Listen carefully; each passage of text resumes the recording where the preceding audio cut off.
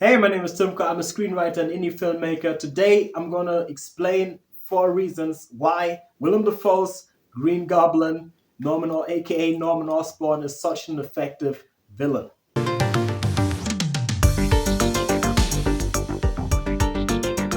Now, if you're writing a villain yourself, the trap that some screenwriters fall into is that they write a person who is just a bad dude, and it just seems boring and very generic because they seem to be doing evil things for the sake of doing evil things. What? You gonna wash your hands? No, because I'm evil.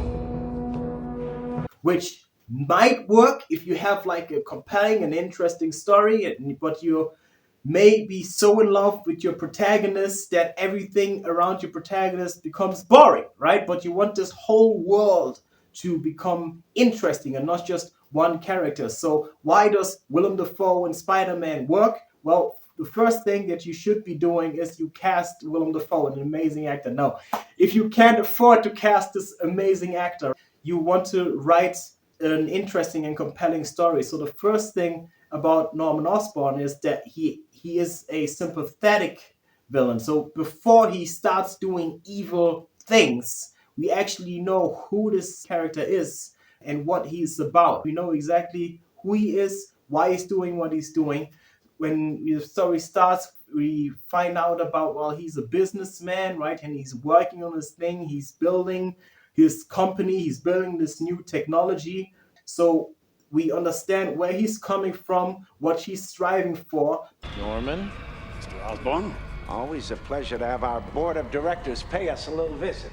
I want to see the progress report on human performance enhancers.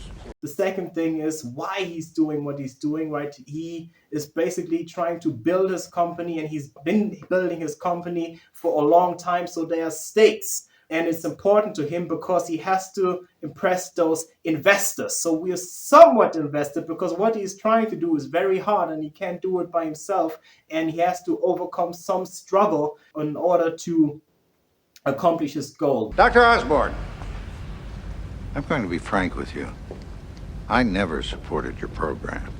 We have my predecessor to thank for that. Now, the third thing is you want him to suffer, right? You want to kick him in the nuts, right? Before he does anything evil, when he suffers, when he tremendously suffers while he's doing those evil things, he's not just some bad dude killing people. Because in the context of the movie, when he starts killing people, like those are legit kills, right? Because we completely understand why he's doing it, right? May not be the right thing to do and may not be something that you can explain in the real world, but as a character in this movie, it's like, yeah, I see why these people had to die, because he's building his company. He's a businessman. He has been building this company for years. He has a wife, he has a son who he neglects in order to pursue his financial goals. In the end, he thinks he's doing it because he wants to support his family, but he absolutely becomes estranged from his family while building this empire.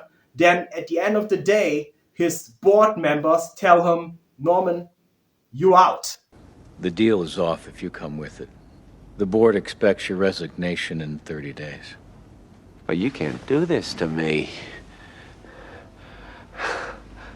I started this gangster shit, and this the motherfucking thanks I get. Right?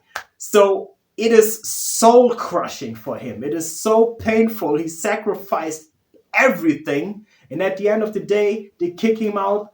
You see how much he suffers. So when he starts killing people, it sort of makes sense. Even though it's not the right thing to do, but it somewhat makes sense. And the fourth thing why he is an effective villain is because he's opposing the moral argument of the whole film.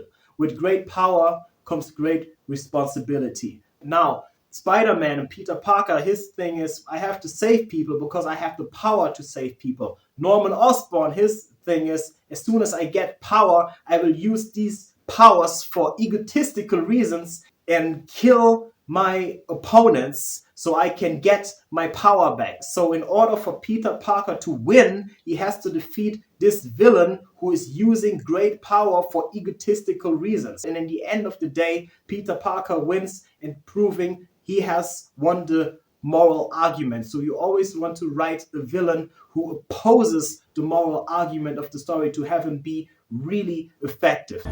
I'm not like you. You're a murderer. I chose my path, you chose the way of the hero.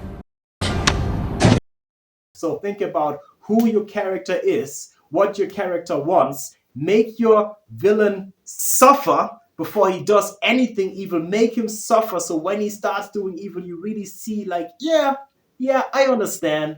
And have him oppose the moral argument that the hero is trying to win. This is why Norman Osborn is such an effective villain. If you write a villain, have them be as motivated as you are to finish your screenplay and have them be interesting. But even if you don't write Heath Ledger, the Joker, if you don't write Jeffrey Dean Morgan's Negan, right? It's not about being perfect. It's just about getting better.